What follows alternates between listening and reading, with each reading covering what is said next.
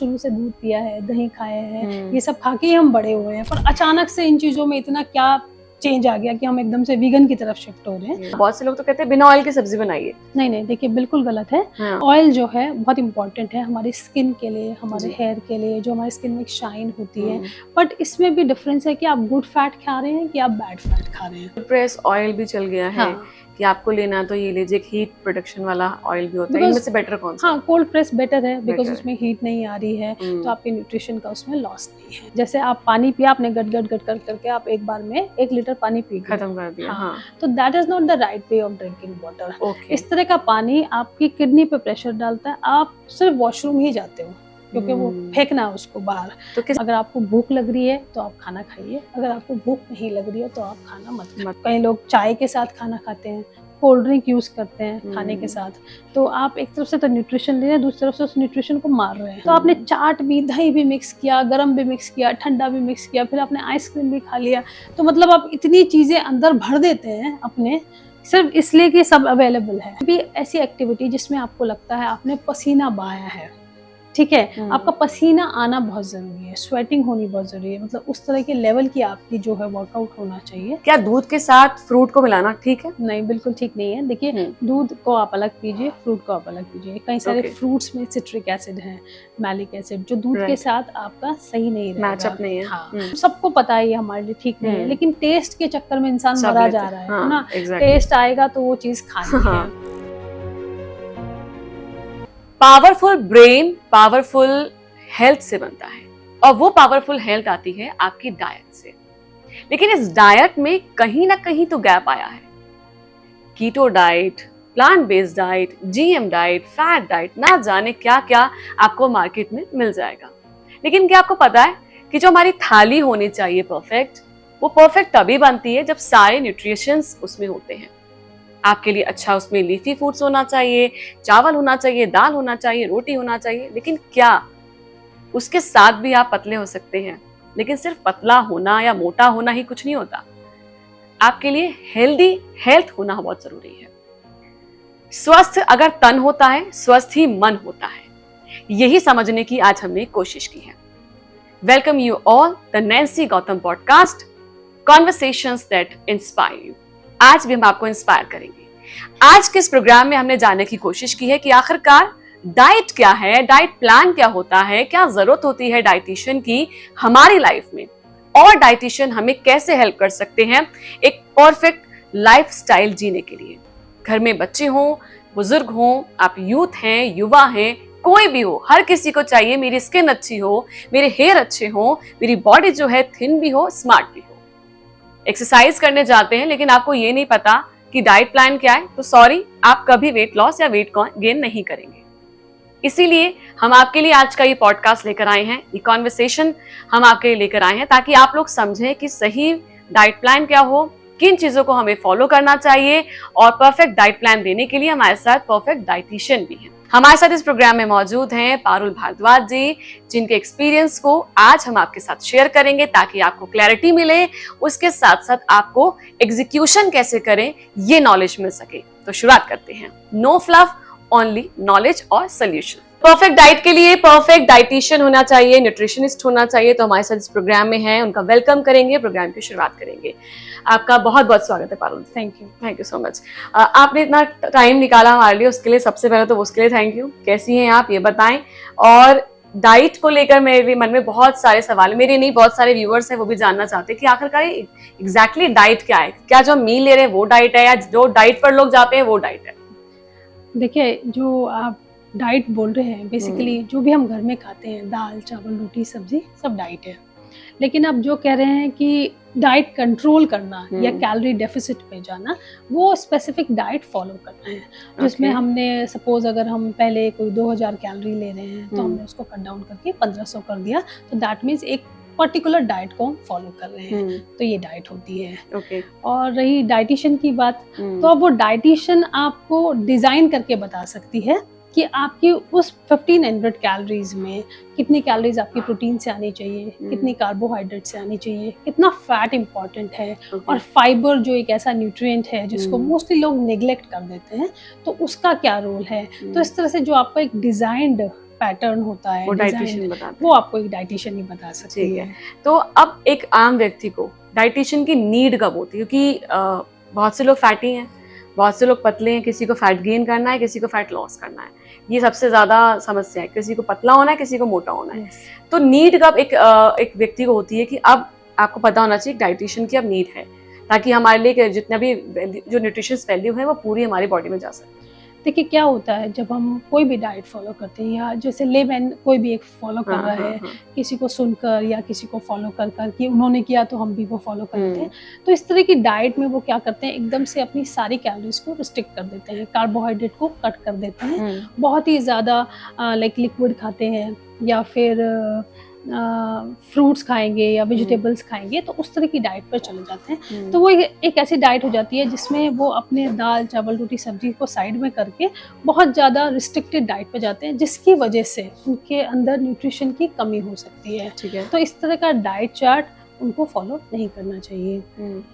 एक लेमैन के लिए, अगर मैं अपने घर पर हूँ, मतलब कोई भी अपने घर पर है, तो एक उसके लिए परफेक्ट डाइट एक घर में क्या हो सकती है? क्या हमें उसमें सिर्फ दाल चावल होना चाहिए, रोटी भी होनी चाहिए? एक परफेक्ट जो थाली होती है जिसमें आप कह सकते हैं हाँ सारे न्यूट्रिएंट्स हैं, तो वो क्या हो सकती है परफेक्ट एक थाली? देखिए जैसे आपने थाली की बात की, तो मैं हमेशा अपने पेशेंट्स को ये बोलती हूँ कि जब भी आप थाली की बात करते हैं, तो जब भी एक थाली हम परोसते हैं, तो हमेशा ये एक प्लस का साइन जो है वो ध्यान में रखें। ओके। तो अब इसमें क्या है, हमने इसको 4 इसमें डिवाइड कर दिया है। तो फर्स्ट जो आपका पोर्शन है, इसको आप प्रोटीन के लिए रखिए, जिसमें आप दाल, राजमा, आपका पनीर, टोफू, आप कुछ भी रख सकते हैं। सेकंड जो पोर्शन आपका आ गया, उसमें आप कार्बोहाइड्रेट रखिए, ठीक है, इक्वली आपको रखना है, जिसमें आप रोटी, चावल, या फिर रोटी किसी भी तरह की आपकी हो सकती है, आप मिलेट्स रखना चाहें तो आप वो भी रख सकते हैं, आप दलिया रखना चाहें तो वो भी रख सकते हैं। Okay. जो आपका थर्ड पोर्शन है वो आपका सब्जियों के लिए होना चाहिए, जो कि कुक्ड वेजिटेबल्स हैं, जिसमें आपकी ग्रीन लीफी वेजिटेबल और आपकी अदर जो कलरफुल वेजिटेबल्स हैं वो होनी चाहिए, और जो आपका फोर्थ पार्ट है वो आपका रॉ वेजिटेबल्स का होना चाहिए, जिसमें आप सैलड रख सकते हैं, जिसमें आप और ग्रीन लीफी भी रख सकते हैं। तो ये कंप्लीट आपका जो थाली होनी चाहिए। तो जब भी आप इस तरह की थाली आपकी रहेगी, तो वो आपकी न्यूट्रिशन से भरपूर थाली रहेगी। ठीक है। अब मैं उन लोगों के लिए पूछूंगी जो कीटो डाइट करते हैं, और बहुत से लोग जो सोचते हैं बस पूरे दिन में मतलब एक ही टाइम मील होना चाहिए, और कुछ लोग हैं कि सिर्फ मुझे प्लांट बेस्ड चीजें ही खानी है, कुछ जीएम डाइट है, तरह तरह की जो डाइट्स चल रही हैं आजकल, ये क्या है? देखिए जैसे आपने कीटो डाइट की बात की, कीटो डाइट मीन्स आप उसमें क्या करते हैं, कार्बोहाइड्रेट को, प्रोटीन को कम कर देते हैं, फैट को बढ़ा देते हैं। मतलब आप समझ लीजिए आपका 70% आपका फैट होता है और 25 to 30% आपका कार्बोहाइड्रेट और प्रोटीन रहता है। पर इस तरह की जो डाइट है वो सस्टेनेबल नहीं है। मतलब आप कुछ टाइम के लिए, बेसिकली आजकल सबका जो वेट लॉस करने का सबसे बड़ा टारगेट रहता है किसी भी डाइट में जाने के लिए, aim is to lose weight only, ठीक है। तो उसके चक्कर में आप कुछ टाइम के लिए तो उसको फॉलो कर सकते हैं, लेकिन क्या आप हमेशा के लिए उस तरह की डाइट पर जा सकते हैं? जब आप अपने आप को रिस्ट्रिक्ट करते हैं, आप फैट ज़्यादा खा रहे हैं, आप फैट भी कितना खाएंगे आपको एग योक खा रहे हैं आप, वहाँ से आपने फैट ले लिया, आपने मीट से ले लिया थोड़ा, या फिर आपने तेल घी ज़्यादा उसमें क्वांटिटी आपने बढ़ा दी है, और प्रोटीन कम है, कार्बोहाइड्रेट कम है, और कार्बोहाइड्रेट भी जो आ रहा है वो थोड़ा सब्जियों से और फलों से ही आएगा, ज़्यादा आप वो भी नहीं खा सकते, फिर उसमें भी ज़्यादा कार्ब हो जाएगा। तो इस तरह की डाइट जो है वो सस्टेनेबल नहीं है। आपका वेट लॉस तो बहुत जल्दी हो जाएगा, लेकिन जो न्यूट्रिशन की डेफिशिएंसी होगी वो फिर आपको बाद में पता चलेगी। सिर्फ वेट लॉस के चक्कर में आप अपनी और बहुत सारी बीमारियों को आप आमंत्रित करते हैं अगर आप इस तरह की डाइट फॉलो करते हैं। ठीक है। अब जो व्यूअर सबसे ज़्यादा मतलब वो चाहते हैं कि क्योंकि वायरल चल रहा है, वायरल चीज़ें ये होती हैं और ट्रेंड में भी रहती हैं कि मोटे हो तो ये करिए आप पतले हो जाओगे, आप इस तरह की डाइट लीजिए, जैसे आप बता रहे हैं कि सब कीटो डाइट हो या जीएम डाइट हो, इनके चक्कर में आप न्यूट्रिशंस को कहीं ना कहीं मिस कर देते हैं और वो आपकी बॉडी पे इम्पैक्ट दिखता है। लेकिन वजन घटाने के लिए सबसे बड़ी लोगों की समस्या क्या है, या तो वो वीगन है, प्योर वीगन है, अब उसमें वो ना मिल्क ले सकते, ना डेयरी प्रोडक्ट ले सकते। ऐसे में वजन घटाने के लिए हमें क्या क्या चीज़ें होनी चाहिए, कोई भी व्यक्ति चाहता है वजन भी घट जाए और मुझे बहुत ज़्यादा मतलब डाइट भी ना फॉलो करनी पड़े, तो ऐसे क्या करें?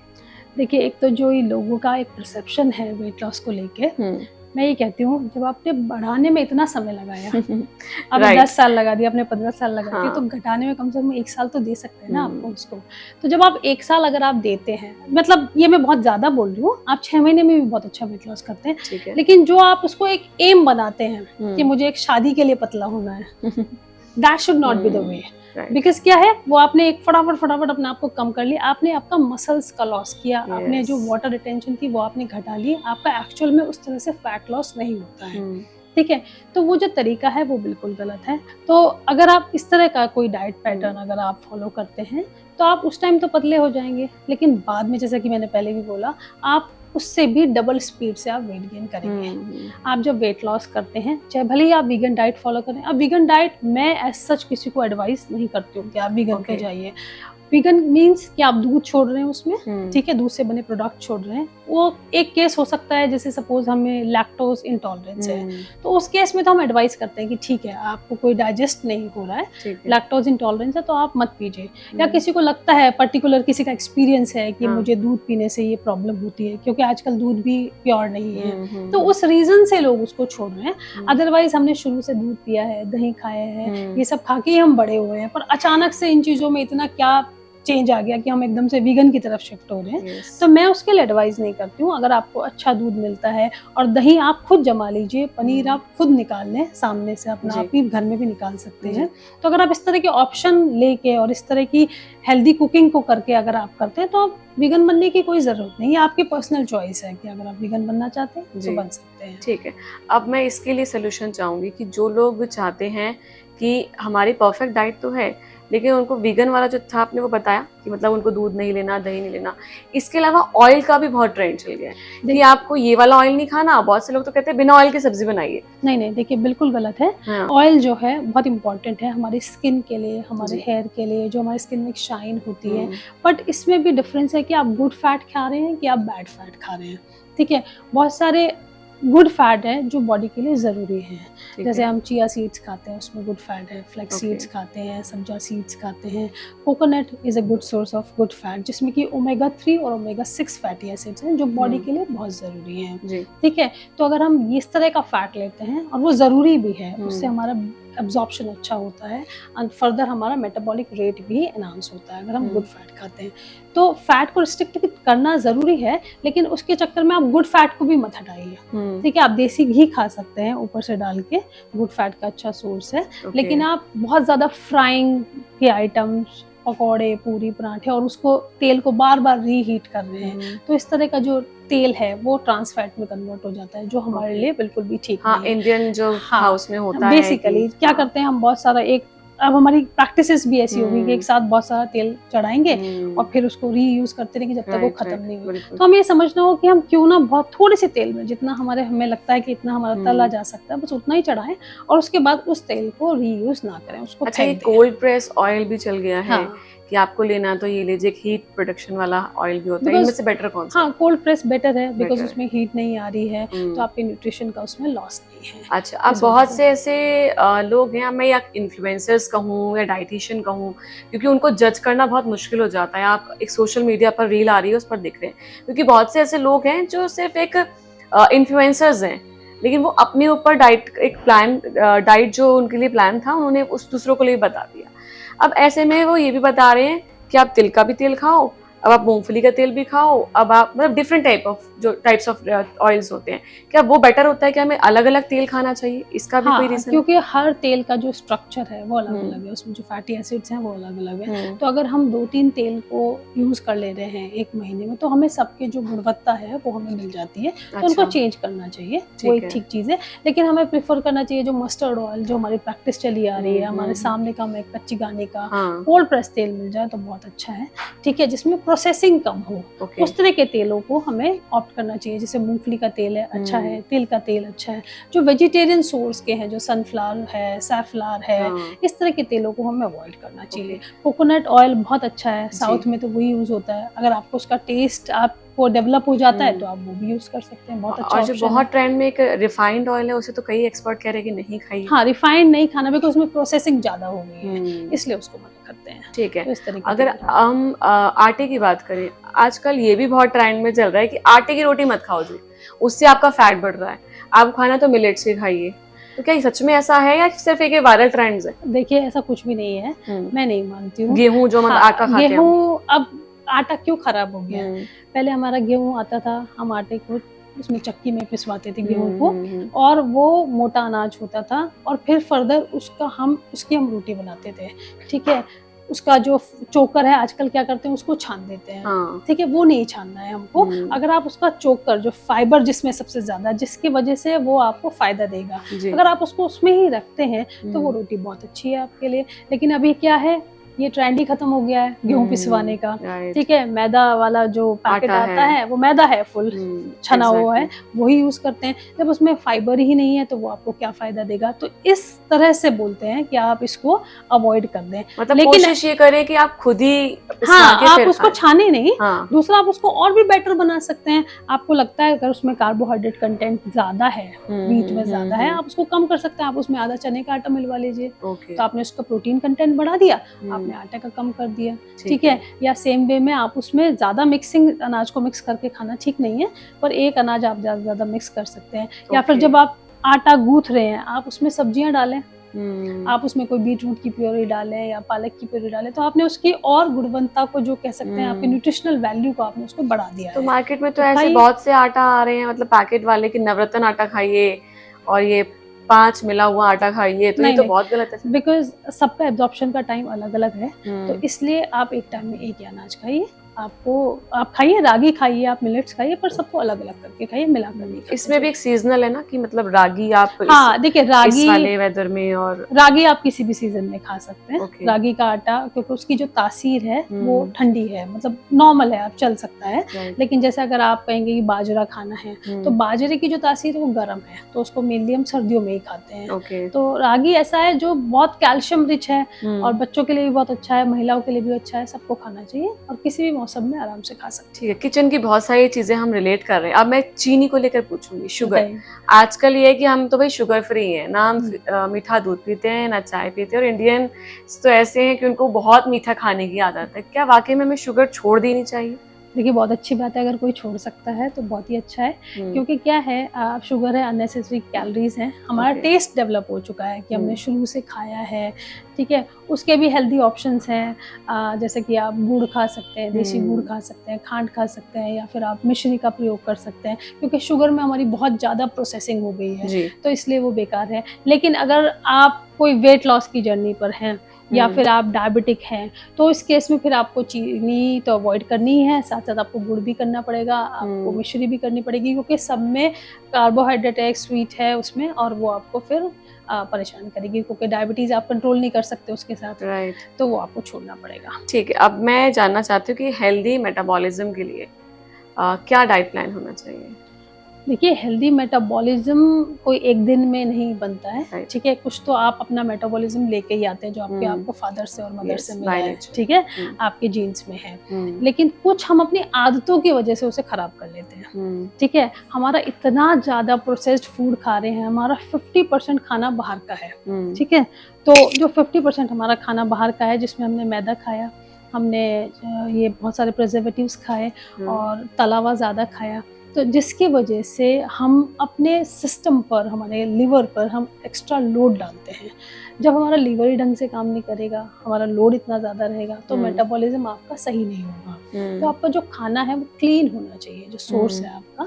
आप घर में बना हुआ खाना खाइए, दाल चावल रोटी सब, जैसे मैंने पहले बताया आपकी थाली कैसी होनी चाहिए। अगर आप किस तरह का खाना रहेगा, तो आपका धीरे धीरे आपका मेटाबॉलिज्म अच्छा होगा। ठीक है, जंक फूड जो है वो उस पर कितना कंट्रोल होना चाहिए? क्योंकि लोग जानते हैं कि junk food is not healthy, लेकिन कितना कंट्रोल करें, नहीं कर पाते। उनको मंचिंग के लिए जंक फूड मिल जाता है, ऑफिस जा रहे हैं, कहीं बाहर जा रहे हैं, नहीं घर से ला पाए, तो उसके लिए ऑल्टरनेटिव्स क्या रह सकते हैं?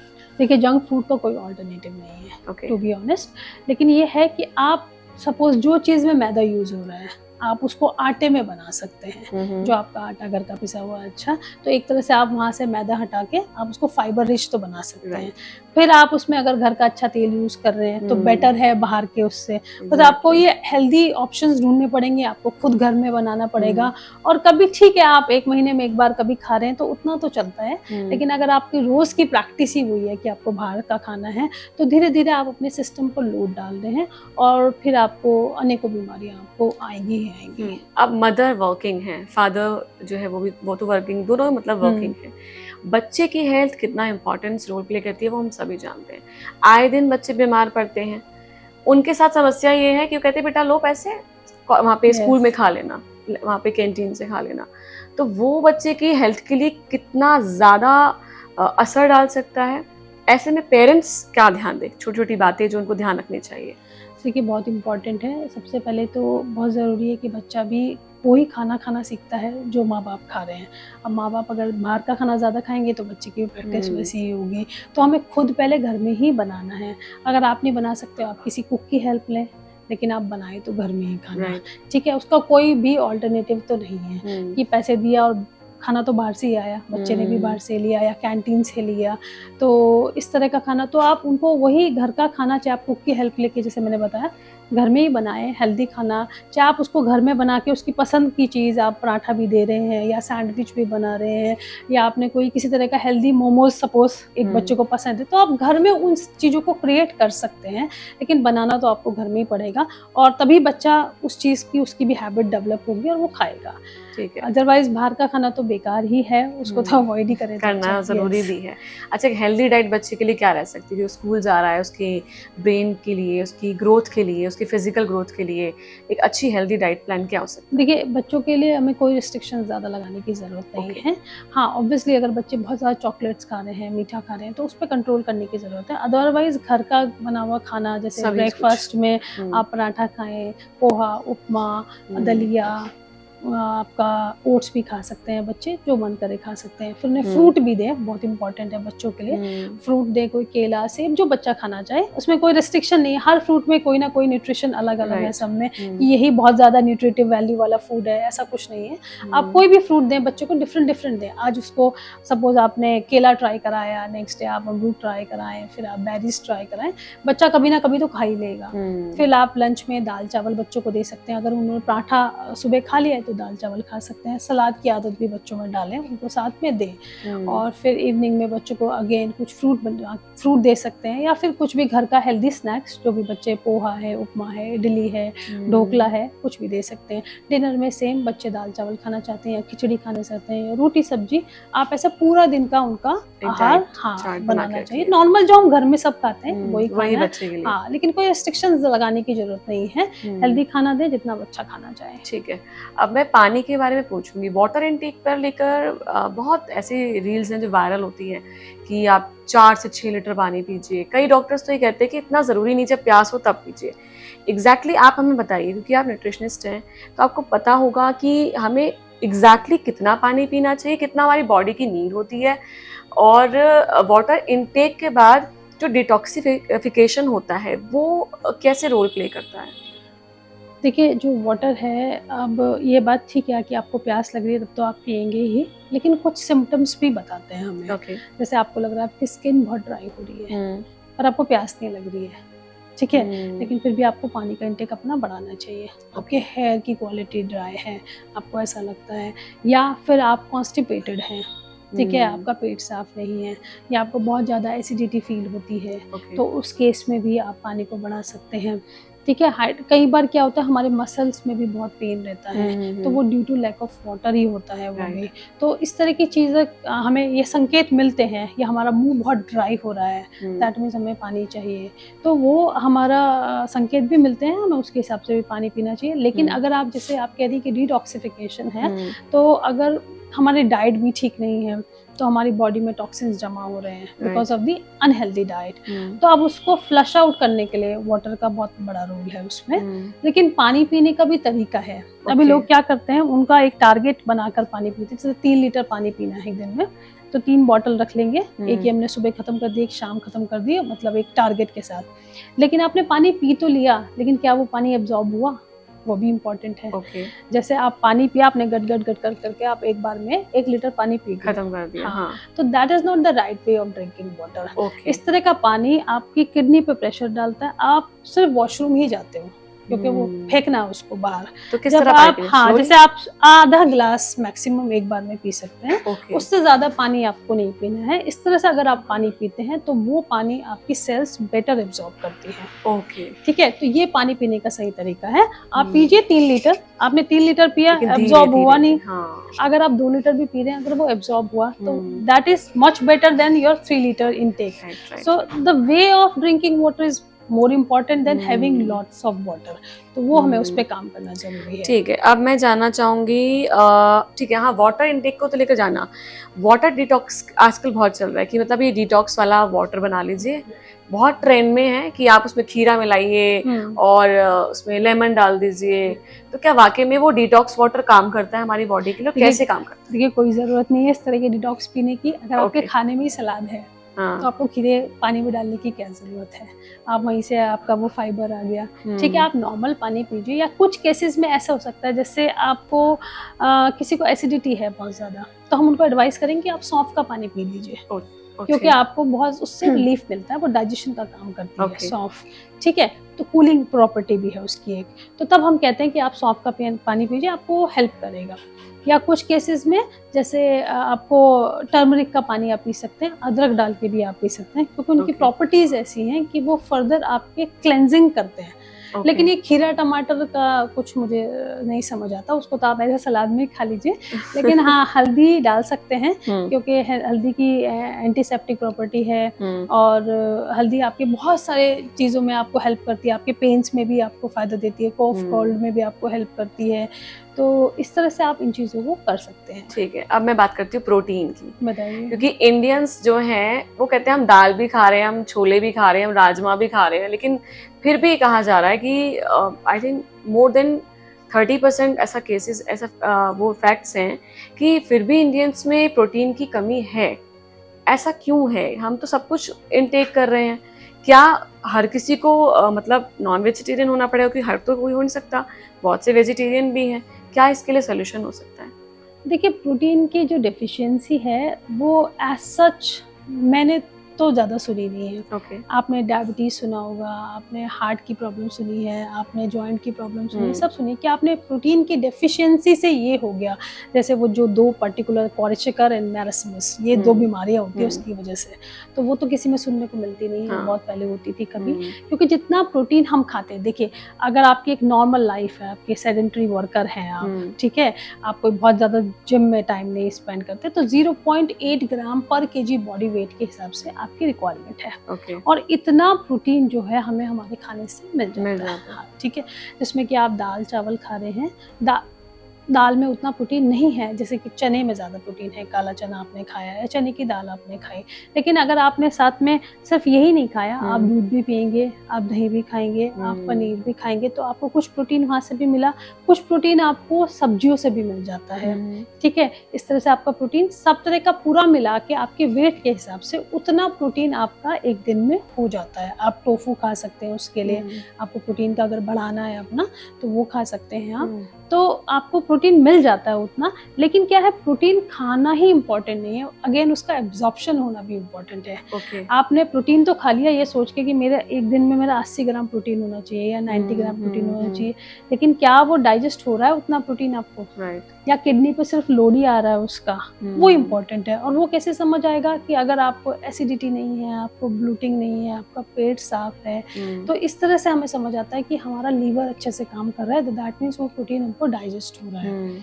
और फिर उसमें भी है कि आप एक साथ इतना सारा प्रोटीन नहीं खा सकते। आपकी बॉडी की बहुत सारी रिसर्च में ये क्लियर हुआ है कि एक बार में आपकी बॉडी जो है 25 से 30 ग्राम प्रोटीन ही पचा सकती है, इससे ज़्यादा नहीं पचा सकती। ओके। सपोज अगर आप सोच रहे हैं कि आप बहुत 150 ग्राम प्रोटीन खा रहे हैं और एक बार में 50-50 ग्राम प्रोटीन खा रहे हैं, तो वो फ्लश आउट ही होगा, वो प्रोटीन वो एब्जॉर्ब नहीं होगा। तो और 20 से 25 से 30 ग्राम भी मैं बोल रही हूँ, डिपेंड करता है person to person, age, sex, इसके हिसाब से ये आपका सिस्टम कितना ज़्यादा स्ट्रॉन्ग है उसको पचाने के लिए। ओके। तो वो भी इम्पोर्टेंट है, खाना ही इम्पोर्टेंट नहीं है, उसका एब्जॉर्प्शन भी Absorption भी। इम्पोर्टेंट है। अच्छा, लेकिन ये भी बहुत सारे ऐसे इन्फ्लुएंसर्स हैं जिनकी रील वायरस हो रही है कि प्रोटीन इनटेक की जो है वो कम है, इसलिए आपके हेयर लॉस हो रहा है या स्किन डल हो रही है। क्या इसका रिलेशन वाकई में है? देखिए हो सकता है, लेकिन बहुत सारे और फैक्टर्स भी हैं। आपको सिर्फ स्किन के लिए प्रोटीन ही नहीं चाहिए, आपको हाइड्रेशन भी प्रॉपर चाहिए, आपको स्लीप भी प्रॉपर चाहिए, आपको स्ट्रेस भी नहीं चाहिए, बहुत सारे और फैक्टर्स भी हैं। बहुत सारे कॉस्मेटिक्स का यूज़ भी आप कर रहे हैं आजकल, तो ठीक है वो भी आपकी स्किन पे उसका फ़र्क आता है। तो बहुत सारी चीज़ें, it's all together you know complete package है एक। खाली प्रोटीन आप बढ़ा देंगे, एक तरफ से आप एक चीज़ को तो ठीक करते हैं, दूसरी तरफ से आप फिर अपने आप को ख़राब कर लेते हैं। प्रोटीन तो खा रहे हैं लेकिन वो डाइजेस्ट नहीं हो रहा, तो पेट के इश्यूज़ फिर बहुत आएंगे आपको। जैसे ब्लोटिंग होगी, एसिडिटी होना, गैस होगी। तो हमारी बॉडी बार बार संकेत भी देती है कि हमें ये दिक्कत आ रही है, लेकिन हम इग्नोर करते हैं। अच्छा, ये ब्लोटिंग हो, गैस में नहीं, सबसे ज्यादा ये प्रॉब्लम होती है, तब कैसा हमारा डाइट होना चाहिए, मतलब तब क्या ज्यादा खाएं? देखिए सबसे पहले जो उसका एक सबसे इम्पॉर्टेंट जो नियम है खाना खाने का, अगर आपको भूख लग रही है तो आप खाना खाइए, अगर आपको भूख नहीं लग रही है तो आप खाना मत खाइए। आप टाइम देख के नहीं खाइए कि टाइम हो गया चलो खाना खा लेते हैं, ठीक है, अभी सोना है तो चलो खाना खा लेते हैं, या कहीं जाना है इससे पहले खा के चलते हैं, वहाँ मिलेगा नहीं मिलेगा, ठीक है, इस तरह की हमारी चीजें होती है ना। अभी कुछ होने वाला है, चलो पहले खाने का काम निपटा लेते हैं, या फिर टीवी देख रहे हैं तो अननेसेसरी की मंचिंग करते हैं। तो जब आपको भूख लग रही है तब आप खाना खाइए, दैट मीन्स आपकी बॉडी प्रिपेयर है उसको पचाने के लिए, राइट। तो वो खाना पचेगा और फर्दर आपकी बॉडी में लगेगा। जब भी आप बिना भूख के खाएंगे तो आपको इश्यूज आएंगे, फिर आपको ब्लोटिंग होगी, एसिडिटी होगी, गैस होगी, या फिर आपके कॉम्बिनेशंस क्या है वो भी मैटर करते हैं। आपने कच्चा पक्का जैसे सब कुछ एक साथ खा लिया, कई लोग चाय के साथ खाना खाते हैं, कोल्ड ड्रिंक यूज करते हैं खाने के साथ, तो आप एक तरफ से तो न्यूट्रिशन ले रहे हैं, दूसरी तरफ से उस न्यूट्रिशन को मार रहे हैं, क्योंकि आप कोल्ड ड्रिंक भी पी रहे हैं और साथ में चाय भी पी रहे हैं। इंडियन टेंडेंसी जो है कि सुबह उठते ही हमें बेड टी चाहिए जी, ये तो फिर बहुत रॉन्ग है। बिल्कुल रॉन्ग है, बिल्कुल रॉन्ग प्रैक्टिस है। आप सारी रात सोए हैं, अभी आपकी जो बॉडी है एक बहुत ही अच्छे स्टेट में है, आप रिलैक्स्ड हैं और उठते सार आपने चाय पी ली, मतलब आप एक एसिड उसके अंदर डाल रहे हैं। हमें क्या चाहिए, एल्केलाइन एनवायरनमेंट चाहिए। हम जब ज़्यादा अच्छे रहेंगे जब हमारी जो अंदर गट का जो एनवायरनमेंट है वो एल्केलाइन होगा, ठीक है, और हम उसमें वो एसिड डालते हैं चाय, तो वहीं हमने गलती कर दी। तो आप उठते सार पानी पीजिए, चाय को पी सकते हैं लेकिन पहले पानी होना चाहिए आपके। ठीक है। या गट हेल्थ क्या है, क्योंकि आजकल इसके लिए तो स्पेशल जो है गट हेल्थ एक्सपर्ट्स आ रहे हैं, तो ये गट हेल्थ क्या बताता है और कितना इंपॉर्टेंस रोल प्ले करता है ह्यूमन बॉडी को हेल्दी रखने के लिए? बहुत इंपॉर्टेंट है, आपका गट ही सब कुछ है। हम कहते हैं ना इसकी गट फीलिंग है, ठीक है, तो वो भी गट से ही आ रही है कि मतलब दैट मीन्स आपका जो गट है वो फीलिंग कहाँ से आती है कि वो दिमाग से जो उसका ट्रांसमीटर है वो जुड़ा हुआ है, ठीक है, तो आपका वो संकेत तभी मिलता है दिमाग को, जब गट वो संकेत वहाँ पर भेजता है तब उनको वो फीलिंग आती है कि क्या गलत हो रहा है, जो इस तरह की भी किसी को भी उसके अनुभव होते हैं। तो गट अगेन वही है कि आपके खाने पीने पे ही निर्भर करता है, आपकी प्रैक्टिस कैसी है, आप कितना बाहर का खाना खाते हैं, कितना ऑयली खाते हैं। आप अगर ध्यान रखते हैं, भूख लगती है तब खाना खाते हैं, और अननेसेसरी की जो चीज़ें, जैसे हम बहुत ज़्यादा मैदे का प्रयोग करते हैं तो हमारा गट स्पॉइल होता है। बहुत ज़्यादा चाय कॉफ़ी की आदत, ठीक है, और कोल्ड ड्रिंक्स की आदत, और किसी भी टाइम जब मन किया खा लिया, कोई पैटर्न ही नहीं है खाने का, तो हमारे गट को हम प्रिपेयर ही नहीं होने देते। उसको समझ ही नहीं आता कि अभी तो पहले तो इस टाइम पे नाश्ता आया था, अभी इस टाइम पे लंच आ रहा है, ठीक है, अभी या इस टाइम पे कॉफ़ी आ गई, पहले तो कॉफ़ी नहीं आती थी, तो कैसे सेट हो आपका गट? तो एक टाइम है वो बहुत इंपॉर्टेंट है। उसके मतलब आप ये कह रही हैं कि हमारे गट के लिए टाइम टेबल होना चाहिए? बिल्कुल, आप समय से खाइए खाना, कि आपका एक फिक्स टाइम हो आपको, और फिर उसी तरह से फिर आपका गट आपसे मांगेगा भी, वो भी तैयार रहेगा सिस्टम भी आपका डाइजेशन के लिए। तो आप ब्रेकफास्ट का एक समय हो आपका, आप उसी टाइम पे खाएं, लंच के उस समय से खाएं, फिर इवनिंग में अगर आपको थोड़ा कुछ खाना है तो खा लें, तो डिनर भी आपका उसी तरह से उसी पैटर्न पर चलना चाहिए। अगर आप लेमैन कैसे समझे गट क्या होता है?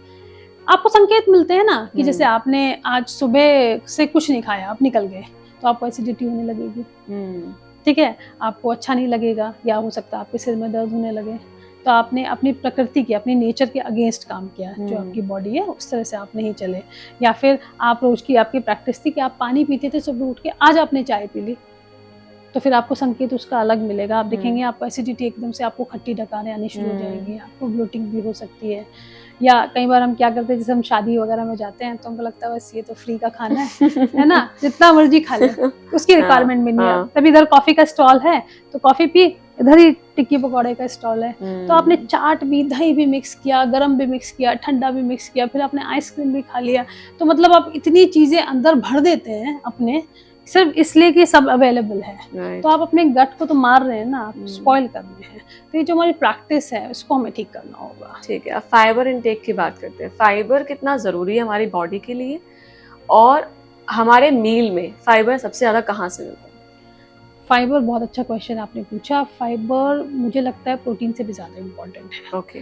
क्योंकि क्या है, फाइबर हमारे सब्जियों में होता है, दालों में भी होता है, हमारे नट्स एंड सीड्स में भी होता है। फाइबर हमें बहुत सारी, हमारा जो भी खाना रहता है काफ़ी सोर्स से हमें फाइबर मिलता है। ठीक है, हम जो मिलेट्स खाते हैं, आजकल आपने सुना होगा मिलेट्स का भी बहुत प्रचलन है, पहले था अभी वापस आ गया, वो भी फुल ऑफ फाइबर है, तो इसलिए वो ज़्यादा अच्छे हैं हमारे लिए। तो फाइबर आप समझ लीजिए, एक इंसान की जो फाइबर की एक दिन की रिक्वायरमेंट है वो 30 ग्राम पर डे के करीब है। ठीक है, मेल्स में थोड़ी ज़्यादा हो सकती है, फीमेल्स में इतनी है।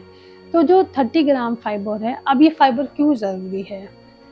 फर्स्ट ऑफ ऑल, जो हमारे फाइबर को डाइजेस्ट करने के लिए हमारी बॉडी में कोई एंजाइम्स नहीं है। ओके।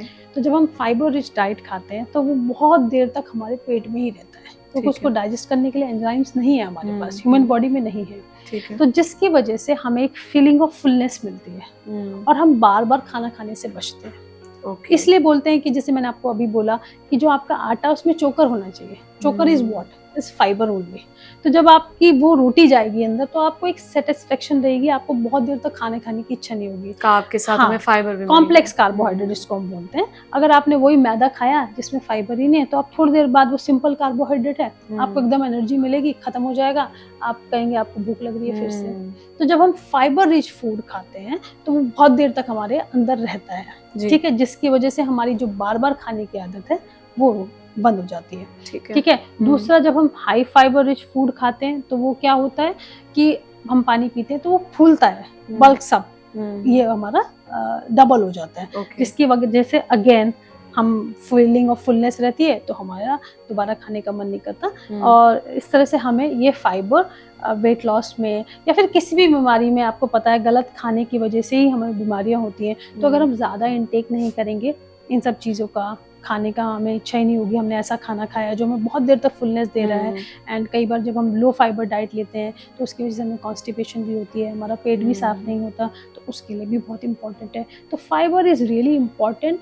और आप फाइबर अगर पूरे दिन में जितनी आपकी रिक्वायरमेंट अगर आप खाते हैं तो आपका गट बहुत अच्छा रहता है, आपको थैंक यू बोलता है। और गट अगर आपका अच्छा है तो आपका पूरा सिस्टम ही अच्छा रहेगा। राइट।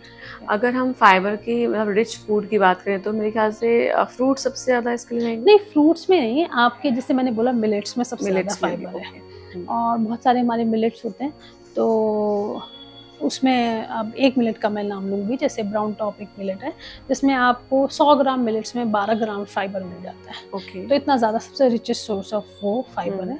तो आप एक दिन में अगर वो खा लेते हैं, साथ में आपने सलाद, सब्जियां खाई बहुत सारी, कच्ची जैसे मैंने बताया, पक्की हुई भी खाई, दाल खाई, उसमें भी फाइबर है। तो इस तरह की चीज़ों में आपको चोकर आपने आटे में है तो वो वहाँ से भी आपको फाइबर मिलेगा। तो आपको इस तरह से सब जगह से फाइबर मिल सकता है। अच्छा, बहुत से लोग अब ये भी करने लगे हैं कि आप आटे के अंदर ही अलसी पिसवा लीजिए, डाल सकते हैं, और उसके साथ ओट्स पिसवा लीजिए, तो ये बेटर है? नहीं, आप देखिए, मैंने आपको जैसे पहले भी बताया, आप सब अनाजों को मिक्स मत करिए। अच्छा। अलसी जो है वो गुड फैट का सोर्स है। अब हम अगर उसको और किसी तरह से नहीं खा रहे हैं, आप उसको आपके सलाद पे भी स्प्रिंकल करके खा सकते हैं, फ्रूट पे भी खा सकते हैं। और अगर आपको वैसे नहीं खाना है तो आप उसकी में आटे में पिसवा के भी उसको डाल सकते हैं, या फिर जब आप आटा लगाते हैं तब भी आप अपने आप से भी डाल सकते हैं। ओके, ठीक है। अब एक और ट्रेंड है, उसके बारे में बात करती हूँ। कॉफी के अंदर घी डाल के पीना, ये बुलेट कॉफी जिसको कहते हैं, ये एग्जैक्टली क्या सच में हमारे लिए हेल्दी हो सकता है? देखिए कॉफ़ी का इंटेक ही अपने आप में जो ये कैफ़ीन हम ज़्यादा लेते हैं हमारे लिए नुकसानदायक है। घी को आपको उसमें डाल के क्यों लेना है? घी को आप दाल में डाल के पीजिए, सब्ज़ी में डाल के पीजिए, तो वो एक अच्छा आपको उससे गुड फैट जो है मिलेगा। कॉफ़ी में मेरे हिसाब से तो नहीं है, मुझे तो नहीं लगता है कि बहुत पावर आपको उसमें आएगी। तो ट्रेंड चल जाता है, लोग फॉलो करते हैं, लेकिन लॉन्ग टर्म में इस तरह की जो भी चीज़ें आप सुनते हैं, फॉलो करते हैं, वो आपको प्रॉब्लम ही करती हैं। ठीक है, अब ये मिथ है या फैक्ट्स है, आप मुझे बताइएगा। केले और आम खाने से मोटे हो जाते हैं, क्या ऐसा होता है? नहीं नहीं, बिल्कुल ऐसा कुछ नहीं है। देखिए अति हर चीज़ की बुरी है, ठीक है। केले में बहुत सारी न्यूट्रिशन है, केले में फाइबर है, पोटेशियम का बहुत अच्छा सोर्स है, और हमारी बॉडी को सब कुछ चाहिए, हमें न्यूट्रिशन पूरा चाहिए, पोटेशियम, कैल्शियम, मैग्नीशियम सब चाहिए हमें। सेम वे में आम में भी अच्छा फाइबर है, ठीक है, एक अच्छा फ्रूट है। अब हम क्या करते हैं, जैसे आम का सीजन आया, आम तो खाया नहीं, ठीक है, जिसमें फाइबर भी मिला आपको, अदर न्यूट्रिशन भी मिला, ठीक है, हमने उसकी जगह एक मिठाई का पीस खा लिया, ठीक है। आम तो बहुत खतरनाक है पर वो मिठाई अच्छी है, तो इस बेटर वो आम खा लो ना, वो ज्यादा अच्छा है, नेचुरल चीज है, ठीक है, तो खा सकते हैं, कोई प्रॉब्लम नहीं है। लेकिन हाँ, अगर डायबिटीज का केस है तो उसमें जो है फ्रक्टोज बहुत ज्यादा है, तो उन चीजों में हमें थोड़ा सा रिस्ट्रिक्ट करना होता है, लेकिन ऐसा नहीं है कि हमें इनको बिल्कुल अपनी डाइट में से ओमिट करना है। अच्छा, आप खाइए, ठीक है। अब ये कहा जाता है कि आपका जो ब्रेकफास्ट है वो तो राजा की तरह होना चाहिए, लंच आप चल जाएगा एक आम इंसान की तरह, लेकिन आप जो डिनर करें वो गरीबों की तरह करें, ऐसा एक पैटर्न है। क्या ये पैटर्न बिल्कुल ठीक है? डिनर हमें कब करना चाहिए? क्या एक सही राइट टाइम क्या हो सकता है, और क्या वाकई में वो हल्का होना चाहिए? देखिए क्या होता है, जब हम सुबह को उठते हैं तो हमारी बॉडी सबसे बेस्ट फॉर्म में होती है, क्योंकि हम सारी रात सो रहे थे, हम रिलैक्स्ड है, तो हमारे डाइजेस्टिव सिस्टम की जो पावर है वो ज़्यादा है। एक मशीन है, आपने उसको अभी ऑन ही नहीं किया, वो सबसे बेस्ट अपना देगी उस टाइम पे, तो उस टाइम पे आप जो भी खाएंगे वो सबसे अच्छा पचेगा। ओके, तो इसलिए बोलते हैं breakfast should be like a king, ठीक है, क्योंकि आप अब उसको खाने के बाद आप सारा दिन एक्टिव हैं, तो आपने अगर उस टाइम पे कोई मिठाई का पीस भी खा लिया तो अच्छा है, आप ब्रेकफास्ट में खाएं उसे, क्योंकि वो सारा दिन में आपका पच तो जाएगा, ठीक है, ठीक है। सेम गोज फॉर लंच, उससे आप नीचे कर सकते हैं थोड़ा सा, ठीक है, आप लंच में भी अच्छा खा सकते हैं, और कंपैरेटिवली कम कर दें, क्योंकि एक मील आपने अच्छा ले लिया, उसमें आप थोड़ा कम कर दें। And dinner should be like a proper, तो उसमें यह है कि जब आप अब सोने वाले हैं, अब सिस्टम थक गया है, मशीनरी थक गई है सुबह से काम करते करते, तो आप उसमें हल्का डालें, ठीक है। और फिर क्या है, कुछ लोगों की प्रैक्टिस होती है, खाना खाते हैं और खाना खाते ही सो जाते हैं। अब आप तो सो गए और आपने गट को अपने बोल दिया है कि आप इसको बचाओ, ये ठीक नहीं है, ठीक है। अगर आप एक्टिव हैं तो वो जल्दी अच्छे से आपका खाना पचेगा, आप रेस्ट पे हैं और आपका खाना अंदर अंदर सड़ रहा है, तो इसलिए बोलते हैं कि रात में जो आपका खाना है वो बिल्कुल भिखारी की तरह है, खा ले तो अच्छा, ना मिले तो और भी अच्छा है, तो उसको छोड़ दें तो ज्यादा अच्छा, आपको फायदा होगा, और सुबह को आपका गट आपको थैंक यू ही बोलेगा। अच्छा, जो लोग सोचते हैं कि हमने दिन भर तो बाहर खाया, अब रात में आके घर जाएंगे तो रात में घर का खाना खा लेंगे, फिर 1 घंटा वॉक कर लेंगे, क्या ये चलेगा? ये प्रैक्टिस और भी गलत है। अच्छा, क्योंकि क्या होता है, अब रात को सब मिलते हैं, तो सुबह से तो कुछ ढंग से खाया नहीं, जिस टाइम पे नहीं खाना उस टाइम पे फिर ढंग से खाते हैं। अब दाल भी होनी चाहिए, चावल भी होनी चाहिए, नॉनवेज जो खाते हैं लोग वो चिकन भी उस टाइम पे खा रहे हैं, मीट भी खा रहे हैं, तो मतलब हैवीएस्ट फूड आप रात में ऑप्ट कर रहे हैं, जब आपको अवॉइड करना है, तब डाइजेस्टिव सिस्टम के लिए बहुत हैवी हो गया, बहुत हैवी हो गया। और ये नॉनवेज जितना भी हम डेड फूड खाते हैं, इसको तो सबसे ज्यादा टाइम लगता है पचने में, और आप खाए, अब थके आ रहे आए हो, फैमिली टाइम है, आपने खाया और भी 2-4 चीजें साथ में, फिर आप मीठा भी कुछ प्रेफर करेंगे, या कुछ लोगों की जैसे प्रैक्टिस है कोल्ड ड्रिंक भी पियेंगे साथ में, तो आप फिर बिल्कुल ही अपने गट को आप खराब कर रहे हो, स्पॉइल कर रहे हैं। और उन्हीं लोगों में मोस्टली आपको फिर इश्यूज दिखेंगे कि कॉन्स्टिपेटेड है या ब्लोटिंग है, एसिडिटी है, क्योंकि वो रात का खाना आपका खराब है, उस वजह से होता है। ठीक है, फीमेल्स की बात करूं तो मैं स्पेशली उनको ग्लोइंग स्किन चाहिए, हेल्दी हेयर चाहिए और एक स्लिम बॉडी चाहिए, तो उसके लिए वो एक फीमेल क्या करे? देखिए, ये जो ग्लोइंग स्किन है या हेयर है, ये एक दिन में नहीं हो सकता है, ठीक है, बरसों लगते हैं इसको मेंटेन करने की। आपकी जो हैबिट है, जो आपके प्रैक्टिसेस हैं, तो उसको अगर आप बहुत टाइम तक फॉलो करते हैं, तब आप उस तरह की आपके हेयर होते हैं, आपकी स्किन होती है, आपका पानी का इंटेक कैसा है, अगेन मैं बोलूँगी आपकी स्लीप कैसी है, आपका खाना कैसा है, और स्ट्रेस बहुत इम्पॉर्टेंट है। फीमेल बहुत ज़्यादा स्ट्रेस लेती हैं, ठीक है, छोटी छोटी बातों का स्ट्रेस लेती हैं, तो आप उसको भी कंट्रोल करें। स्ट्रेस की वजह से आपके बहुत सारे हार्मोन्स जो हैं बॉडी में वो डिस्टर्ब होते हैं, तो जिसका इफेक्ट आपके बालों पे आता है, आपके स्किन पे आता है। खाना तो आपको सही रखना ही है साथ साथ, लेकिन और चीज़ों पे भी काम करना बहुत ज़रूरी है। इसमें ऑपोजिट मेल की बात करूँ, क्योंकि हर किसी को अच्छी बॉडी चाहिए, उसके अंदर फैट भी है, उसे वो कम भी करना है, अच्छी स्किन और हेयर उनको भी चाहिए, तो उनके लिए क्या है? सेम है, देखिए खाना ही बहुत इंपॉर्टेंट है। अगर आपका खाना अच्छा है, क्लीन है, तो वो आपकी धीरे धीरे आपकी हेल्थ पे दिखेगा। वर्कआउट करना बहुत इंपॉर्टेंट है हेल्थ के लिए। आप कुछ भी कर सकते हैं, अपने हिसाब से डिजाइन कर सकते हैं, या तो आप योगा करें, या आप वॉक करें, या रनिंग करें, या कोई भी ऐसी एक्टिविटी जिसमें आपको लगता है आपने पसीना बहाया है, ठीक है, आपका पसीना आना बहुत ज़रूरी है, स्वेटिंग होनी बहुत ज़रूरी है, मतलब उस तरह के लेवल की आपकी जो है वर्कआउट होना चाहिए।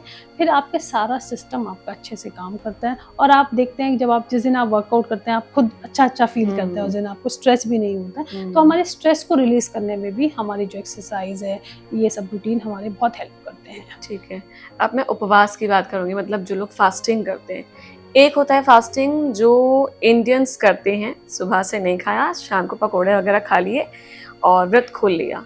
एक फास्टिंग वो जो इंटरमिटेंट है, आपने 16 आवर्स का वो गैप रखा है, वो नहीं करना, तो कौन सा बेटर है? देखिए, जो हम फास्टिंग करते हैं उसमें भी, जो भी हम फास्ट रखते हैं उसमें भी हमारी प्रैक्टिस वही होनी चाहिए कि बहुत हल्का हम खा रहे हैं, ठीक है, हमने फल ले लिया या दूध या छाछ कुछ इस तरह का हमने ले लिया, तो और फिर रात में हमने खाना खाया, लेकिन हम उसको भी हल्का रखें, फ्राइड ना खाएं, क्योंकि आप सुबह से तो आपके सिस्टम पे कोई लोड आया नहीं है, और एकदम से फिर आपने ऐसा खाना खाया, तो उस तरह का खाना खाने से कई बार आपको एसिडिटी, गैस हो सकती है, कि हमें एकदम खाना खाते साथ वो इश्यूज दिखने लगते हैं, तो भारी भी होता है, पचता भी नहीं है। तो आप उसको बैलेंस करें, आप हल्का रखें, दूध छाछ लें, कुछ फल ले लें, और रात में कुछ बॉइल्ड पोटैटो या उस तरह का कुछ जो बिना तला हुआ खाना है उस तरह का खा सकते हैं। और रही बात आपकी इंटरमिटेंट फास्टिंग की, तो इंटरमिटेंट फास्टिंग बेसिकली लोग करते हैं, कई बार कुछ लोगों का जैसे वेट जो है स्टक हो जाता है, कई बार हम वेट लॉस की जर्नी पर जब होते हैं तो क्या होता है, एक प्लेट्यू आता है, तो हमको लगता है कि अब यहाँ से इससे नीचे हमारा वेट नहीं जा रहा है, तो उस केस में हमारी इंटरमिटेंट फास्टिंग जो है बहुत ही हेल्पफुल है। मैं भी अपने पेशेंट्स को काफी कराती हूँ जब ऐसी कंडीशन होती है। अदरवाइज गुड प्रैक्टिस, हाँ गुड प्रैक्टिस है, लेकिन अगर आप बहुत ज्यादा इसको करेंगे तो फिर ये आपके लिए ठीक नहीं है, क्योंकि आपको उसकी हैबिट को मेंटेन करना इज डिफिकल्ट, क्योंकि आप कहीं जा रहे हैं, फिर आपका वो उस माहौल में उस तरह की प्रैक्टिस आपकी फॉलो नहीं हो रही है, क्योंकि आपके खाने के टाइमिंग्स भी स्पेसिफिक होते हैं, आपने सुबह खाया, अब आप रात को खाएंगे, तो आप उसको कई बार ब्रेक करते हैं, कहीं मतलब उसके साथ मेरे कहने का मतलब है कि हिट एंड ट्रायल जैसे मेथड हो जाता है वो नहीं करें। आपको करना है कुछ पर्टिकुलर अपनी क्लेंजिंग के लिए, आपको वेट लॉस के लिए, तो आप उसको फॉलो कर सकते हैं। अदरवाइज आप थोड़े टाइम के लिए करें, फिर ब्रेक दे दें, फिर थोड़े टाइम के लिए कर सकते हैं। ठीक है, इम्यूनिटी बूस्ट करने के लिए कैसे, क्योंकि बच्चों की हो या बुजुर्गों की हो, किसी की भी हो, इम्यूनिटी ज़्यादातर देखें मानसून होता है तो बीमार हो जाते हैं, विंटर्स आती है तो बीमार हो जाते हैं, तो ऐसे में डाइट कैसी रखनी चाहिए? अब बच्चों के जो खाना है उसमें उनको सब कुछ मिलना चाहिए, क्योंकि ग्रोइंग एज है, बच्चे खेलते भी हैं, तो उनको प्रोटीन भी चाहिए। कार्बोहाइड्रेट जो बेसिकली लोगों को लगता है नेग्लेक्टेड है, उसको कम देना चाहिए, लेकिन नहीं, क्योंकि बच्चे खेलते बहुत ज़्यादा, तो एनर्जी हमारी जो सबसे पहले है वो कार्बोहाइड्रेट से ही आती है। तो जब हम कार्बोहाइड्रेट, मतलब जो लो कार्ब्स के लिए जितना ढिंडोरा पीटा जा रहा है, ऐसा कुछ नहीं, आपको कार्ब्स खाना चाहिए, बिकॉज जो आपके ब्रेन को एनर्जी मिलती है वो कार्ब से मिलती है। सबसे पहले हमें जो एनर्जी आती है वो कार्ब से आती है। जब हम कार्ब नहीं खाएंगे तो फिर वो एनर्जी हमें इनडायरेक्ट सोर्स से आएगी। तो आपको कान को इस तरह क्यों पकड़ना है ना, ऐसे पकड़ सकते हैं, तो आप इधर क्यों जा रहे हैं? तो और ये इस तरह की जो प्रैक्टिस होती है वो गलत भी है, कि कैसे है ना, आप काम जिसका जो है उसको करने दो तो ज्यादा अच्छा है। कार्बोहाइड्रेट का काम एनर्जी देना है, तो बच्चों के खाने में कार्ब्स भी बहुत इंपॉर्टेंट है, प्रोटीन भी दें, उनको फल भी दें, उनकी इम्यूनिटी के लिए उनको बाहर का खाना कम से कम दें। जितना बाहर का खाना बच्चे आजकल खा रहे हैं उन्हीं बच्चों की इम्यूनिटी अच्छी नहीं है। और एट द सेम टाइम बच्चे आजकल कम सोते हैं। कम किस लिए सोते हैं? माँ बाप की वजह से, क्योंकि माँ बाप की प्रैक्टिस जो सोने की है वो ये है कि कई बार रात को 1 बजे सो रहे हैं और बच्चे भी उनके साथ 1 बजे तक ही जागते हैं। जब 2 बजे माँ बाप सो रहे हैं, 1 बजे माँ बाप सो रहे हैं, बच्चे भी वैसे ही सो रहे हैं, और सुबह को उनको स्कूल जाना है तो वो उठना ही पड़ेगा आपको, तो आपकी नींद बहुत कम हो गई। ठीक है, फिर आप कई बार बच्चे मैंने देखा है जब नींद कम होती है उनकी तो उनका खाने का भी मन नहीं करता, क्योंकि आप फ्रेश भी नहीं होते उसकी वजह से ढंग से, तो आपको अच्छा फील नहीं होता। तो उसी तरह से बच्चे स्कूल चले जाते हैं तो उनका जो मेंटल और जो उनका फिजिकल जो सारा सिस्टम है वो गड़बड़ा जाता है। तो नींद उसमें ज़्यादा इम्पोर्टेंट है। खाते पीते तो बच्चे रहते ही हैं, तो घर में जो बन रहा है वो सब खाएं, लेकिन नींद पे काम करें बच्चों की, उनको समय से सुलाएं ताकि उनका सारा सिस्टम ठीक से काम करे। ठीक है, मतलब आप कह रहे हैं कि सिर्फ खाने से ही नहीं, नींद का भी बहुत इंपॉर्टेंट रोल प्ले होता है। ठीक है, अब इन्फ्लुएंसर्स और साथ में डाइटिशियन या न्यूट्रिशनिस्ट जो होते हैं, इनका बहुत तगड़ा युद्ध चल रहा है सोशल मीडिया पे। एक तरफ इन्फ्लुएंसर्स हैं जिन्होंने खुद पर अपनी डाइट प्लान किया और उसे फॉलो किया, उनका वेट लॉस हुआ, लेकिन वही सबको बताते हैं वो। क्या ये अच्छी प्रैक्टिस है या वाकई में हमें सिर्फ डाइटिशियन को ही फॉलो करना है? देखिए, सबसे पहले अगर आप किसी को भी फॉलो कर रहे हैं, आपको उसका बैकग्राउंड तो चेक करना ही है। ठीक है, कि आपके पास उनकी कोई डिग्री है भी नहीं आप, क्योंकि एक कुछ बता देना किसी को और किसी का पूरा सिस्टम समझ के उसकी हिस्ट्री लेके उसको गाइड करना, इस दोनों बातों में फ़र्क है। अगर आप किसी एक्सपर्ट के पास जाएंगे तो वो आपकी पूरी मेडिकल हिस्ट्री लेंगे और आपको समझेंगे, आपके पैटर्न्स को समझेंगे, खाने पीने को समझेंगे, फिर उसके हिसाब से आपको एक डिज़ाइन चार्ट देंगे। जैसे कई सारी चीज़ें होती हैं, आपने बताया कि आपको डाइजेस्ट ही नहीं होती, तो वो ओमिट करेंगे आपकी डाइट में से, आपको पर्टिकुलर प्रॉब्लम्स के हिसाब से डाइट चार्ट देंगे। और आप किसी इन्फ्लुएंसर के चक्कर में आके कि उन्होंने फॉलो किया, आप कई सारी चीज़ें जो उनको तो सूट कर गई आपको सूट ना करें, तो आप फर्दर अपनी हेल्थ को आप स्पॉइल ही करेंगे। तो हमेशा किसी जो इस काम में एक्सपर्ट है उसी की सलाह के साथ करें। ठीक है, अगर मैं इमोशनल हेल्थ की बात करूं और मेंटली हेल्थ की बात करूं, तो क्या ब्रेन फूड भी कुछ होता है स्पेसिफिक? देखिए, ब्रेन के लिए जो है फैट बहुत इम्पोर्टेंट है। ठीक है, हमारे ब्रेन को फंक्शन करने के लिए फैट चाहिए, तो गुड फैट दें। जैसे कि मैंने बताया, जो हमारे नट्स हैं उसमें गुड फैट है, ओमेगा 6, ओमेगा 3, आमंड्स हैं, वॉलनट्स हैं, चिया सीड्स हैं और आपके और सनफ्लावर सीड्स हैं। इन सब में अच्छा हमारा गुड फैट आता है, नारियल भी आता है। तो ये हम अपने ब्रेन को दे सकते हैं। साथ में हमें कार्बोहाइड्रेट भी देना है। कुछ लोग जो कार्बोहाइड्रेट बिल्कुल डाइट में से निकाल देते हैं, वो वेट लॉस उस टाइम के लिए तो कर लेते हैं, लेकिन क्या आप कार्बोहाइड्रेट फिर वापस से नहीं खाएंगे? खाना तो आपको पड़ेगा, नहीं तो आपका ब्रेन काम करना बंद कर देगा। ठीक है, तो आपको चाहिए वो। और अगर आप एक बैलेंस डाइट करके आप उसको फॉलो करते हैं तो वही डाइट सस्टेनेबल है, आपका दिमाग भी अच्छा रहेगा उससे, आपका हाइड्रेशन भी इम्पॉर्टेंट है। साथ में आप उसको बैलेंस करें, कुछ भी खाएं बैलेंस खाएं, और तो आपकी तो किसी भी डाइट के लिए बैलेंस डाइट होना बहुत इम्पोर्टेंट। ठीक है, अब हम इंडियन किचन के लिए कुछ ऐसी 3 हेल्दी फूड्स बता दीजिए जो हर किसी को फॉलो करनी चाहिए और आप उससे हेल्दी एक डाइट प्लान बना सकते हैं। देखिए, आपकी सबकी प्रैक्टिसेस अलग अलग होती हैं। मेरे हिसाब से अगर आप मेरा सुनेंगे तो मैं दाल चावल की शौकीन हूँ, तो दाल चावल खाइए। ठीक है, दाल में प्रोटीन है और चावल में आपको कार्बोहाइड्रेट मिल जाएगा, तो एक कंप्लीट फूड है। खिचड़ी अपना आप में एक कंप्लीट फूड है। जो लोगों को लगता है उसको ना खाएं, उसमें कुछ नहीं है। आप अच्छे से बनाइए, उसमें सब्जियां डालिए, उसमें दाल भी आ गई, चावल भी आ गए, आपको चाहिए तो आप टोफू भी डाल सकते हैं, पनीर भी डाल सकते हैं, कुछ भी डाल सकते हैं आप। इस तरह से वो भी एक अच्छी डाइट है आपकी। कुछ भी खाइए, there is no specific diet कि आपको यही खाना है तभी आप चलेंगे, आपको वो फायदा करेगी। कुछ भी घर का बना हुआ खाना जो आपके घर में बनता आ रहा है शुरू से, जो आपने हमेशा से फॉलो किया है, उसको ना छोड़ें, उसको ही खाएं और उसी के साथ वेट लॉस करें। तो बात है। कीटो डाइट के चक्कर में या किसी और डाइट के चक्कर में ना पड़े, वो सस्टेनेबल नहीं है वो डाइट्स। आज कर लेंगे आप किसी पर्टिकुलर टारगेट के लिए, कल को तो वापस आपको अपनी रूट्स पे ही आना है। तो कोई भी डाइट के चक्कर में ना पड़े, कोई जीएम डाइट, कोई keto diet, high protein diet, normal high protein, low carbohydrate, high fibre diet आपकी रहनी चाहिए, गुड फैट्स के साथ, जिसमें आपको सारा न्यूट्रिशन मिले। तो इस तरह का खाना खाइए, किसी डाइट के चक्कर में ना पड़िए। एक और चीज़ मैं आपसे जानना चाहती हूँ, बच्चों की हम स्पेशली बात करें तो वो लोग ऐसे कहते हैं ना, दूध में आप बनाना बना लीजिए, मतलब मिला लीजिए, शेक्स बना लीजिए। वो अलग अलग ट्रेंड्स चल गए हैं कि येलो शेक और ऑरेंज शेक का बनाना, मतलब एक बच्चों को वैरायटी देने के चक्कर में क्या दूध के साथ फ्रूट को मिलाना ठीक है? नहीं, बिल्कुल ठीक नहीं है। देखिए, दूध को आप अलग पीजिए, फ्रूट को आप अलग पीजिए। कई सारे फ्रूट्स में सिट्रिक एसिड है, मैलिक एसिड, जो दूध के साथ आपका सही नहीं रहेगा, मैचअप नहीं है। हाँ, तो आप दूध को अलग पीजिए, फ्रूट्स को अलग खाइए। आप उसको दोनों को स्पॉइल करके अपनी गट हेल्थ को स्पॉइल करते हैं। ओके अगर मैं डायबिटीज की बात करूं, क्योंकि इंडिया में शायद सबसे ज्यादा केसेस है और मेरे ख्याल से वर्ल्ड की नंबर 1 हम ऐसी कंट्री बन चुके हैं जहाँ पे सबसे ज्यादा डायबिटिक पेशेंट है। तो डायबिटिक पेशेंट को अपनी डाइट में क्या क्या ध्यान रखना चाहिए, वो डायबिटिक हुआ क्यों, सबसे बड़ा रीजन क्या रहा, और क्यों हम कैसे हम बच सकते हैं और क्यों बचना चाहिए?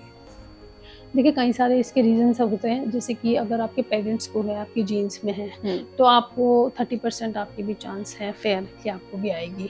ठीक है, तो उस केस में ये नहीं है कि उसको आपका एक ग्रीन कार्ड मिल गया है कि आपको होगी ही होगी।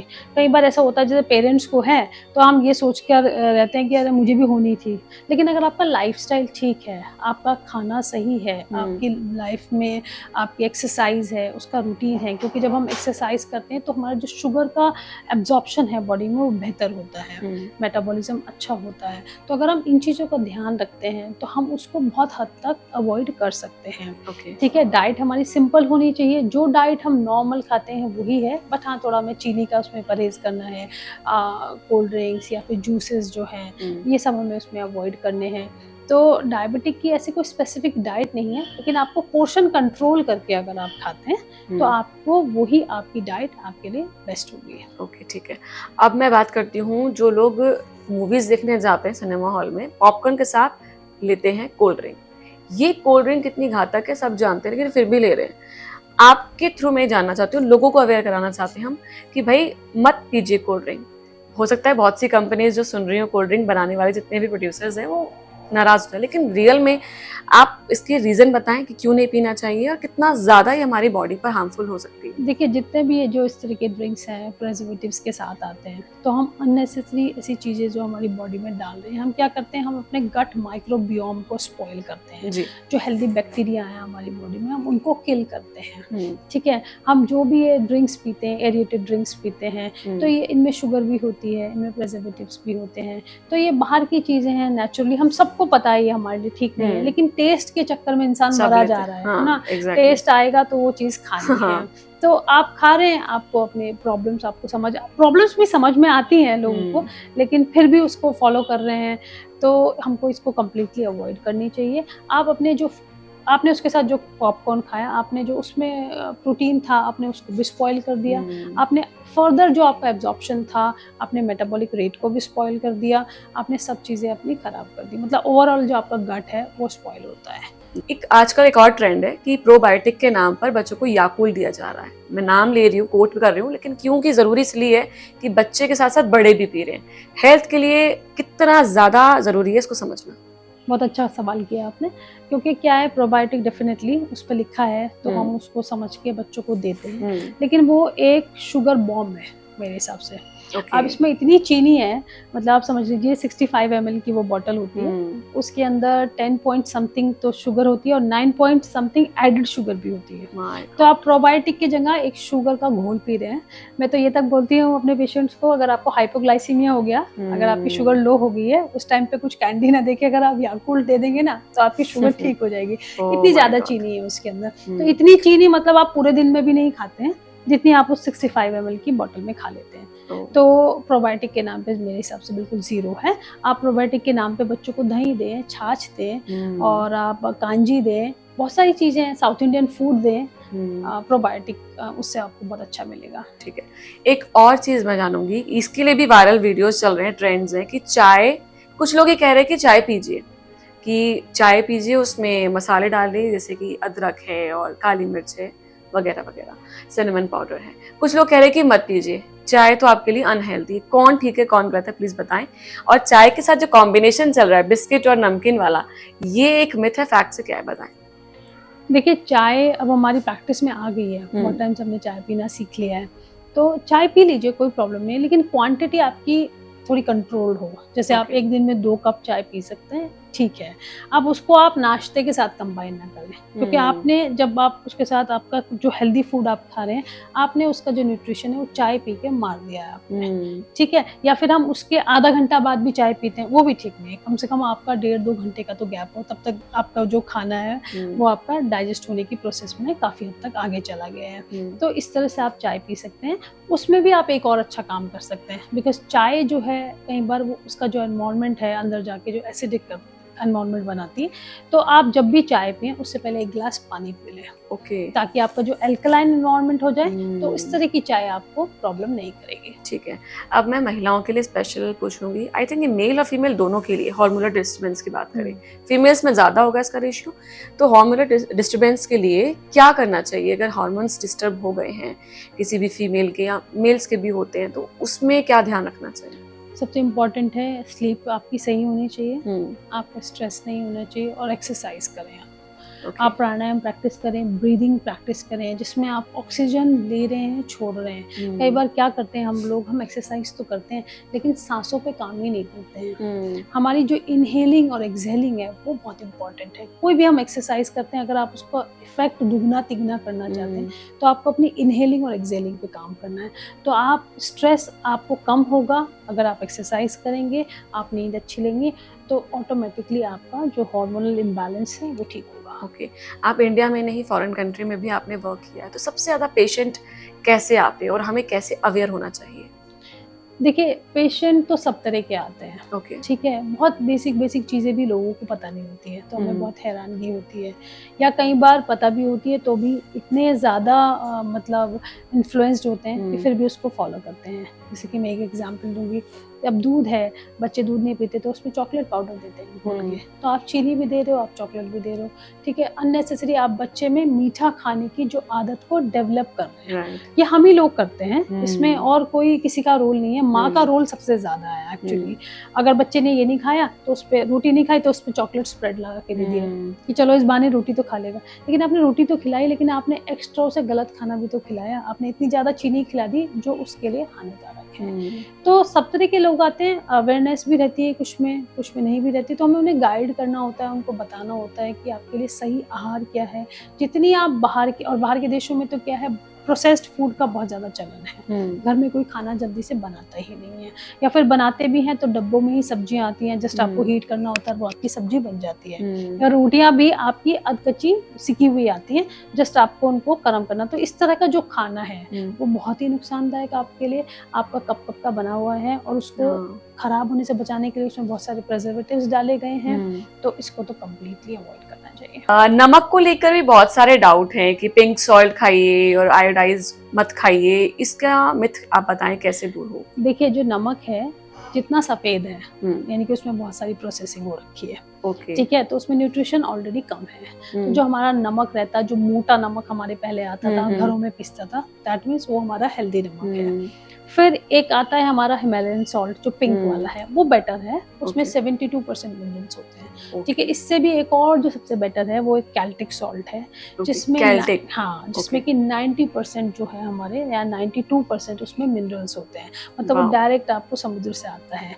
वो बाहर के देशों में तो वो अधिकतर मिलता है, थोड़ा कॉस्ट उसमें ज़्यादा है, लेकिन ये है कि आप उसको अपने पूरे खाने में ना डाल के, अगर आप उसका एक छोटा सा टुकड़ा भी ऐसे मुंह में डाल लेते हैं और पानी पी लेते हैं, तो वो आपकी जो अंदर की न्यूट्रिशन है उसको एब्जॉर्ब करता है। तो बहुत ही अच्छा नमक है। और रही मात्रा की, तो देखिए, एक दिन में जो हमारी WHO के हिसाब से, वर्ल्ड हेल्थ ऑर्गेनाइजेशन के हिसाब से, एक दिन में हमारी जो मात्रा है 1 टीस्पून मतलब 5 ग्राम, और उससे भी आप कम खा सकते हैं, तो उतनी नमक होना चाहिए। लेकिन लोग जो है इससे कई गुना ज्यादा खा रहे हैं, ठीक है। अब आप देखेंगे, ये रिसर्च में आया है बहुत सारी, कि जो शहरों में जो लोग हैं वो एक दिन में 9.6 ग्राम पर डे खा रहे हैं, और जो ग्रामीण क्षेत्रों में रहने वाले लोग हैं वो एक दिन में 6.3 ग्राम तक का भी नमक इंटेक कर रहे हैं, और दोनों कंडीशंस में ये नमक हमारी रिकमेंडेड नमक से ज्यादा है। तो इस वजह से आपको हृदय की बीमारियां, ठीक है, आपको किडनी के इश्यूज, आपको हाई BP, ये सब हो गई। तो इसको तो बीपी में वैसे भी कह रहे हैं कि कम नमक खाना चाहिए, और उसमें भी आपको टेबल सॉल्ट को तो डेफिनेटली अवॉइड करना चाहिए, ऊपर से नमक डाल के ना खाएं। सलाद में भी लोग नमक डाल के खाते हैं, उसमें भी जरूरत नहीं है। फ्रूट पे भी नमक डाल के खाते हैं, उसमें भी अवॉइड किया जा सकता है। इवन जूस में भी नमक डालते हैं, उसमें भी उसका कोई रोल नहीं है। तो अननेसेसरी हम अपने अंदर नमक डाल रहे हैं, जिसकी हमें रिक्वायरमेंट बिल्कुल भी नहीं है। ठीक है, एक और चीज़ पूछूंगी, जो ये बाहर हमें मिल जाते हैं रेडी पर, या कई ऐसे स्टॉल्स होते हैं वहाँ पर जो गन्ने का जूस मिलता है, कहते हैं हेल्दी तो बहुत होता है, लेकिन कई बार ऐसा देखा गया है उसको पीने के बाद लोगों को ब्लोटिंग होती है या प्रॉब्लम क्रिएट होती है, वो लेना चाहिए? हाँ, गन्ने का रस बहुत अच्छा है, उसमें आपका आयरन की मात्रा अच्छी है, आप पी सकते हैं। इवन आपकी कोल्ड ड्रिंक से, आपके ये और अदर एरेटेड ड्रिंक से तो बहुत अच्छा है, क्योंकि लेकिन पर्सन टू पर्सन डिपेंड करता है। जैसे डायबिटीज वाले के लिए तो नो है बिल्कुल, ठीक है। और अगर आप किसी तरह के वेट लॉस की जर्नी पे हैं तो भी आपको उसको अवॉइड कर सकते हैं। अब ब्लोटिंग करने का रीजन जो है मुझे लगता है बर्फ ही हो सकता है, बिकॉज वो जो बर्फ उसमें हम डालते हैं, आइस जो डालते हैं, वो जो उसका सोर्स है वो बहुत गंदा है। वो कैसे पानी से जमता है, ठीक है, उसको कैसे लाया जाता है, आप तक पहुंचाया जाता है, तो वो गंदगी है उसमें सबसे बड़ी, या किसी ने अनहाइजीनिक तरीके से उसे बनाया है, तो वहां उसमें प्रॉब्लम हो सकती है। अदरवाइज गन्ने का रस तो डिटॉक्स तक करता है, गन्ने का हेल्दी होता है। डायबिटिक पेशेंट की स्पेसिफिक बात करूं तो उनको ये कहा था कि शुगर फ्री चीजें लेनी है तो नेचुरल बेस्ड लीजिए, जैसे कि गुड़ है, शक्कर है, क्या ये उनके लिए ठीक है? देखिए, गुड़ में, शक्कर में, चीनी में ऑलमोस्ट सेम ही कैलोरीज है। जो 1 टीस्पून जो अगर आप चीनी लेते हैं तो उसमें आपको 5 ग्राम के करीब कार्बोहाइड्रेट मिलता है, और अगर आप गुड़ की बात करें तो उसमें भी 4.8 या 9 के करीब रहता है। तो दोनों के कंडीशन में आपको सेम ही है लगभग। तो जितना नुकसान आपको चीनी करेगी उतना ही नुकसान आपको गुड़ करेगा, देसी खांड करेगी, सब करेगा। तो डायबिटीज में तो दोनों ही नो है। और रही बात जो स्वीटनर है, आर्टिफिशियल स्वीटनर की आपने की, तो उनका लॉन्ग टर्म में बहुत ज़्यादा उसके साइड इफ़ेक्ट्स हैं। इस तरह के अगर आप ज़्यादा यूज़ करते हैं तो आपका इस पर किडनी पर इसका असर आता है। ठीक है। तो अगर जैसे अब नेचुरल स्वीट में अब किशमिश आ गई, खजूर आ गया या अंजीर हो गया, सब में स्वीटनेस है, सब में फ्रक्टोज कंटेंट है, तो डायबिटिक पेशेंट के लिए तो वो सब हानिकारक ही है। लेकिन कभी हाँ, फॉर अ चेंज आप खा सकते हैं। जैसे कि मैंने पहले भी बोला, आप ये चीज़ें अगर सुबह के टाइम में खाएं तो आपकी उनकी बेटर एब्जॉर्प्शन होती है। तो अगर आप रात में खाएंगे तो सुबह को उठेंगे पता चला आपका फास्टिंग जो ग्लूकोज है वो भी बहुत बड़ा हुआ है, क्योंकि आपने रात में मीठा खाया था। आपने सुबह में खाया है तो रात तक आपका वो बैलेंस हो सकता है। तो थोड़ा बहुत खाया जा सकता है। एक चीज़ और जाननी है कि हम जब भी जिम में जाते हैं तो वहाँ पे लिखा होता है कि भाई 30%, 20 to 30% जो है वो तो आपका एक्सरसाइज है, 70% या 80% आपकी डाइट है। तो क्या वाकई में डाइट के थ्रू जो हम कोई बीमारी है उसे रिवर्स कर सकते हैं, या हेल्थ वाकई में बहुत परफेक्ट हो सकती है? बिल्कुल हो सकती है। बहुत ही अच्छा सवाल है आपका, क्योंकि डाइट की वजह से ही, गलत खाने की वजह से ही हमें बीमारियां आती हैं, और अगर हम उसी को ठीक कर ले तो हमारी सब समस्याएं ठीक भी हो सकती हैं। हमने बहुत सारे पेशेंट्स की डायबिटीज़ रिवर्स करी है सिर्फ डाइट चार्ट फॉलो करने से ही, सही डाइट खाने से ही। तो इसमें डाइट का तो बहुत बड़ा रोल है। कई सारे आपके इश्यूज हैं, आपको एसिडिटी क्यों हुई, आपको ब्लॉटिंग क्यों हुई, आपने रीज़न समझा, आपने उन चीज़ों को कट किया जिसकी वजह से आपको दिक्कत हो रही है, तो आपकी वो सब चीजें सही होने लग जाएंगी। इवन फैटी लिवर भी बहुत कॉमन है, जो आपको गलत खाने से ही होता है। तो आपने जैसे ही अपना खाना ठीक किया, आपका फैटी लिवर भी आपका नॉर्मल हो जाएगा। देखिए, डाइट डेफिनेटली आप 70-80 क्या आप समझ लीजिए 90% डाइट का रोल है, क्योंकि आपको लगता है कि जो आपकी बॉडी है वो आपकी जिम में बन रही है, लेकिन बॉडी आपके किचन में ही बनती है, क्योंकि खाना तो वहीं से ही आता है। आपका खाना ठीक, आपकी बॉडी ठीक, आपका खाना खराब, आपकी बॉडी खराब। थैंक यू सो मच, आपने भी अपना समय दिया हमें। Thank you for having me here. क्योंकि आपसे बहुत कुछ सीखने को मिला, बहुत कुछ जानने को मिला, और उम्मीद ये करते हैं कि बहुत सारे व्यूअर्स को आज बहुत हेल्पफुल जो चीजें हैं वो मिली होंगी। Thank you so much. Thank you.